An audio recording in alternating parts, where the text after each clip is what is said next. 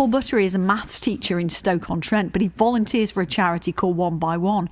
So before the pandemic, he would spend like several years in a remote part of Kenya where he would work to educate and support people over there.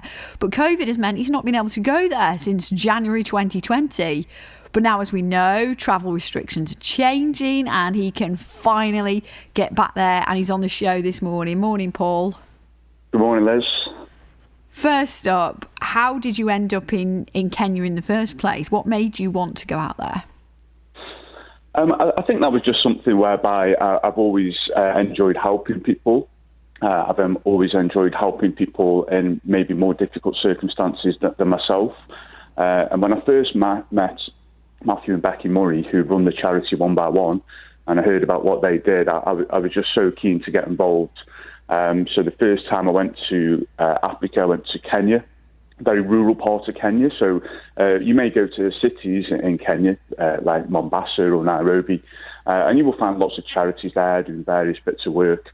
Whereas for me, I wanted to be involved with a slightly smaller organisation, and the rural part of Kenya they work in, which is right on the west side near the border to Uganda. There's not a lot going on there at all. So it was kind of like the perfect environment for me that I wanted to get involved with. I do enjoy the comforts of life when I'm home, but I also enjoy living without. And you certainly get that experience in Kenya if people maybe just imagine, a very third world country, very, very poor, and a very rural part. So it's not like the crowding of inner city slums. It's more people living off the land, people living in mud huts with grass roofs, and people grow their crops and just eat off the land. There's not really shops or things like that. Yeah, wow. It's certainly very different to Stoke-on-Trent stuff. Yeah. So when you go out there for this charity, how does it work? Like, do you have to pay for your flights and then you work out there for free? Yeah, so what I do, obviously, I'm a qualified maths teacher, and there's a shortage of maths teachers. I don't think that's just in Stoke-on-Trent, I think it's probably across the country. So I've been very fortunate, actually, and schools here have been great. I should probably say thank you to Endon High School, St Margaret Ward, All Saviour School, where I'm working currently. So I would maybe go abroad for maybe 3 or 4 months and then come back. And I've been fortunate to get short-term maths contracts at those schools that I've worked at. So that's been as short as 2 weeks, 3 weeks. At Margaret Ward, that was like a one-term contract. And so then I've been able to kind of come and go a lot more. And then I save up my money when I'm back.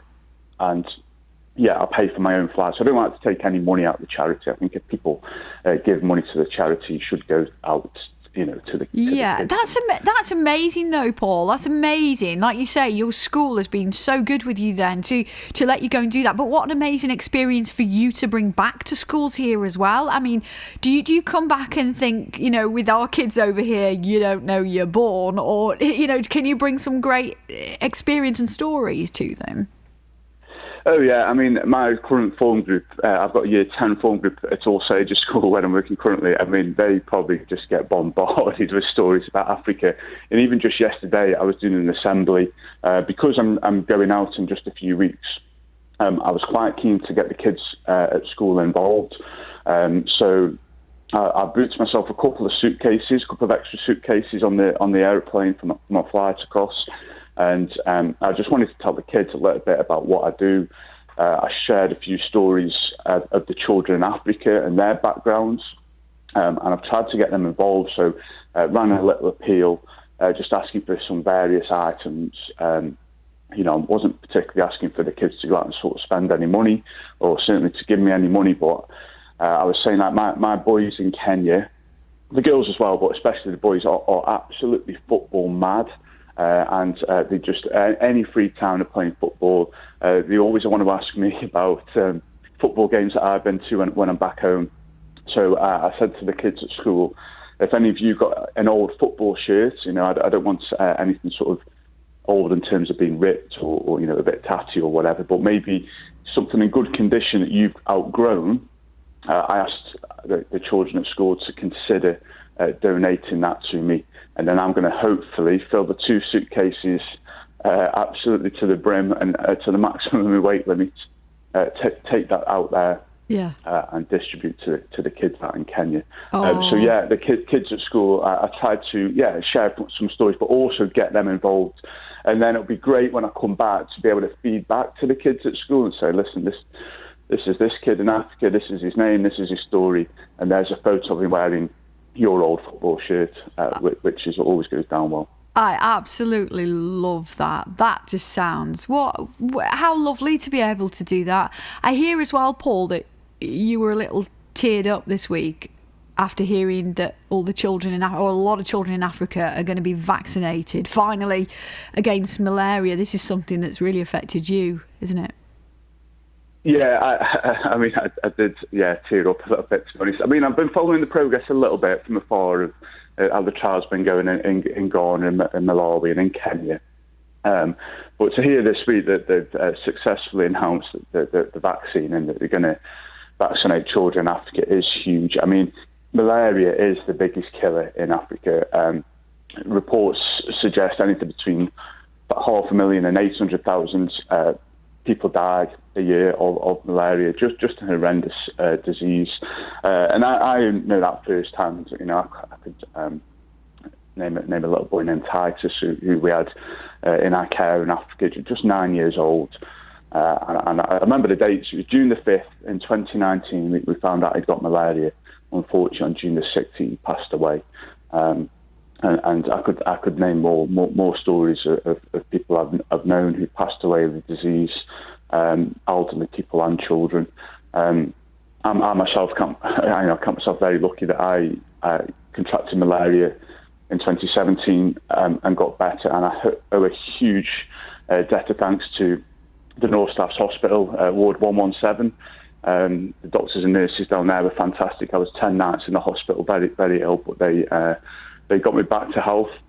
But yeah, to hear that there's a vaccine and hopefully that can be rolled out across Africa with none of the issues that some things do in that part of the world. I mean, it's just great, isn't it? I mean, it is literally just that is a world-changing thing. I mean, and like you say, real credit to the team at the Royal Stoke as well, because that must be something that they don't come across very often. How bad did you get with malaria? Well, to be honest, I was that much out of it. I probably wasn't aware of, how bad I was really. And I was very much on a cycle with malaria. So I'd have a day where I felt okay, and then you'd have a day where you sort of wobble a bit, and then a really bad day. So it kind of just went up and down on that cycle. But I remember that the first time I don't know anything about health whatsoever, but I was feeling really bad and maybe shaking a little bit and body aching and temperature. And it was my sister, actually. My sister's a physio. She came round and saw me and says, "Paul, you need to go to the hospital." And I was like, "No, I'll be fine. And then she took my temperature. My temperature was 40-something degrees. Wow. She says, "Right, Paul, we're going to the hospital." And I was like, "No, I thought your temperature should be like 37, so 40 is not that much. It's only just a bit over." I said, "I'm just a bit hot." But anyway, they got me to the hospital, and from there, they very quickly admitted me, found out I'd recently been in Africa and tested me for a whole host of diseases.